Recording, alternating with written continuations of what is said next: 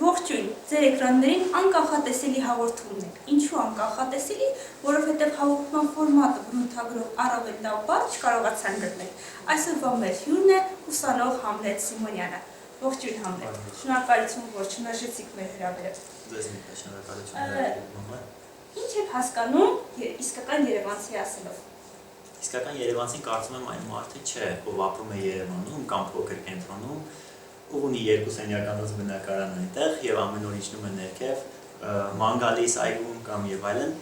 Իսկական երևանցին կարծում եմ այն մարդն է, ով հոգով զգում է Երևանը, հոգով զգում է կապվածություն Երևանի հետ։ Այսինքն նա կարող է լինել գյուղից կամ այլ ինչ-որ տեղից, թեկուզ օտարերկրացի լինել, օրինակ հիմա սիրիացիները կարծում եմ դարձել են իսկական երևանցիներ մեր քաղաքում։ Իսկ գերետիկական ֆակտորը հաշվի չեք առնում, օրինակ որ նախապապերը պարտադիր պետք է երևանցի լինեն։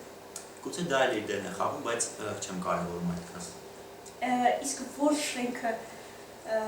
կվերակառուցեք, եթե ունենայիք հնարավորություն, քանդված շենքի մասին է երբեք գնում խոսքը։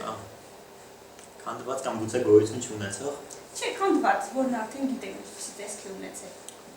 Դժվար է տամբերել երևի թե։ Քանդված շենքերի մասին չգիտեմ, բայց ընդհանրապես արդեն գոյություն չունեցող շենքերի մասին կարող եմ խոսել, օրինակ կուկուռուզնիկի վերականգնումը, որը մեր նախնիների համար կարծում եմ մեծ դեր է ունեցել, որ հիմա մինչև հիմա ծնողներս շատ են հիշում։ Միայն դրա համար, որտեղ ծնողները հիշում են, թե դուք էլ ինչ-որ հուշերով եք կապված։ Ես հուշեր չունեմ առանձնապես կապված, բայց ցանկանում եմ, այո, դեռ այդքան չեմ ծրացել։ Այո, Համլետ, ինչի հավասար 2-ին գումարած 2 անգամ 2։ Դե եթե հաշվի առնենք, որ սկզբում կատարում եմ բազմապատկումը, այսինքն 2 անգամ 2 հավասար է 4, գումարած 2 հավասար է 6։ Շնորհակալություն։ Ես շնորհակալություն եմ հայտնում իմ մաթեմատիկայի ուսուցչուհուն։ Սա մի փոքր ռեստարտ լինելու համար է։ Որ հասն է, որ դուք չեք սիրում, երբ ներվանանում եք, երբ այն ձեզ տալիս է։ Իրականում շատ այդպիսի հարցեր կան ու առօրյայում երևի 100 անգամ լինում են, բայց կառանձնացնեմ մեկը, երբ ամանորի գիշերը անցնում է արդեն եւ հաջորդ օրը երբ նոր մարդկանց ես հանդիպում, միշտ բոլորը հարցում են ինչպես դիմավորեցիր ամանորը, այդ հարցը երևի կդասեմ ամենաչսիրելի հարցերից ցանկում։ Լավ, Համլետ, ինչպես դիմավորեցիք այս ամանորը։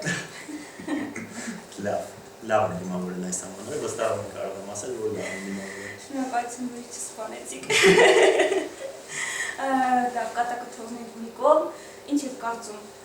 ինչպիսի հատկանիշ պետք է ունենա յուրաքանչյուր հայ եւ ինչպիսի հատկանիշ չպետք է ունենա յուրաքանչյուր հայ, ասում թվեր մեկական, որպեսզի մենք դասվենք աշխարհի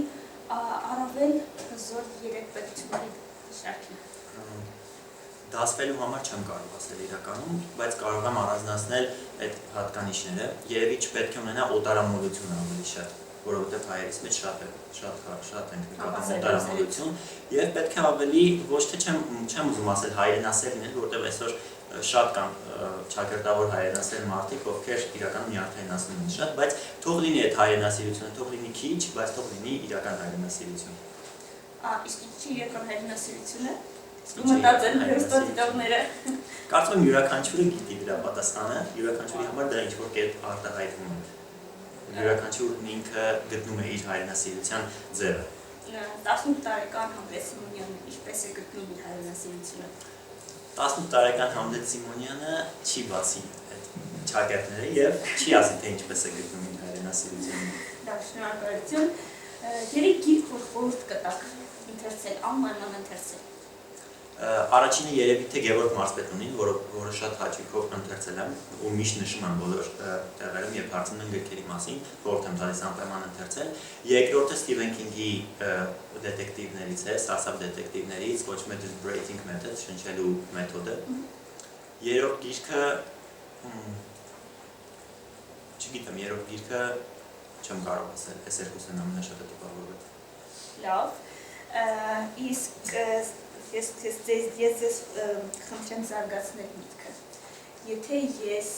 մի օր փակված մնայի վերելակում նախագահի հետ, ապա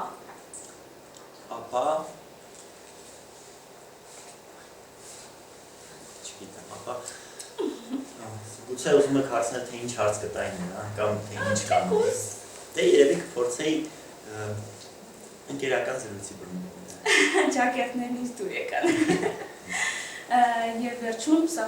վերջացնենք մեր հաղորդումը հետևյալ հարցով, որը